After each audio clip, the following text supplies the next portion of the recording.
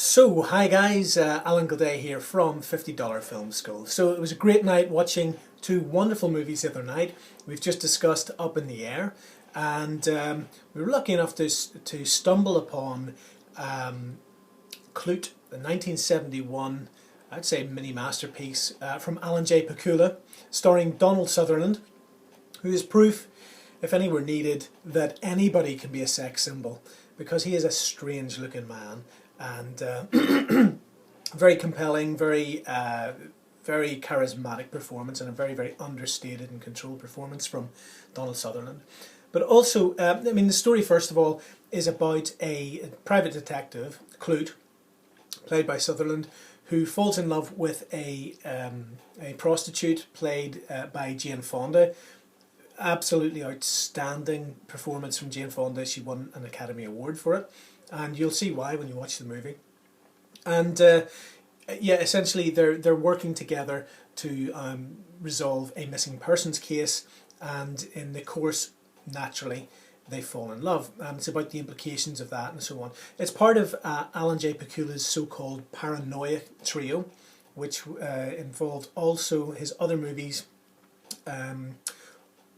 What was the other one there? I was going to say All the President's Men is the last one from 1976, I think.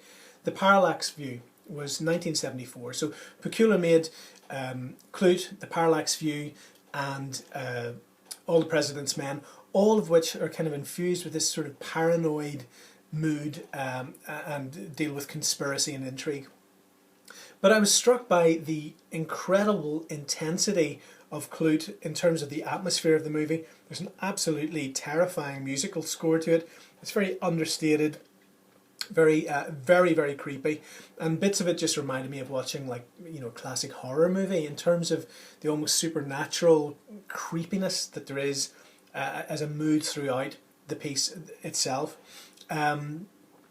There's a couple of really strong pieces of editing as well. For example, we see a rather sustained sequence where Fonda is at a sort of tripped out party, presided over by her pimp, played by Roy Scheider, who, the difficulty with Roy Scheider is that he's always likable. So casting him as a horrible pimp really is... it was really putting a certain amount of demands on his acting ability. Yeah, he pulled it off, but he managed to retain complexity and humanity to that character. So anyway, she's at this big sort of 70s tripped out party, and there's a lot of boogieing and beautiful people sort of getting it on and getting ready to party and have sex and take drugs and all the rest of it. And it's quite alluring and quite glamorous and sexy in part.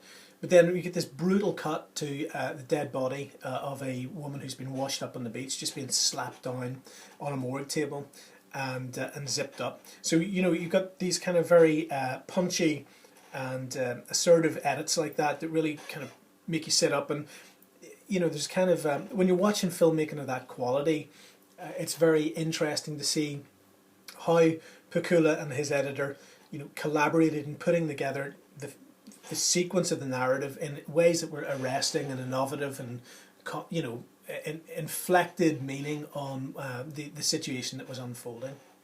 So the movie's about many things. It's about love. It's about surveillance, the danger of the danger that lies within having the power to surveil anybody and everybody, and so. That's obviously very pertinent to nowadays with the NSA surveillance stuff that's going on globally. So guys in the NSA, if you're watching, and obviously you are, enjoy the movie. I think you'll find it very interesting. It also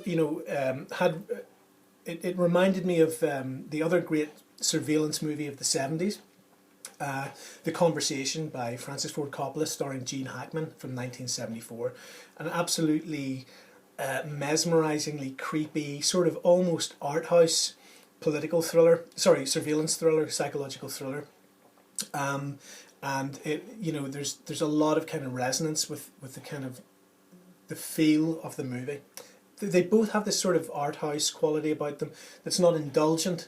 but you know, you can tell that you're really watching filmmaking that's for intelligent, emotionally and intellectually and artistically capable adults. It's not pandering to, you know, the 14 to 18 Transformers brigade. The movie's shot beautifully with this kind of very atmospheric, low-key lighting style, broadly speaking, by Gordon Willis, who also shot a lot of stuff for Woody Allen. And interestingly, the camera operator was Michael Chapman, who went on a few years later to shoot Taxi Driver as a sort of great Martin Scorsese masterpiece of the mid-70s. Soundtrack's outstanding. Story was wonderful, acting was wonderful. It was a real treat to see such an amazing movie, and it's quite amazing that it took me so long to get round to watching it. So watch out for Klute and give it some of your time. And finally, you know, $50 Film School, it's all about your creativity and your skills and your movies. So do drop by and visit us there, and look forward to hearing from you and finding out about the kind of movies that you're making. Take it easy, guys. Have fun. Stay creative. Bye.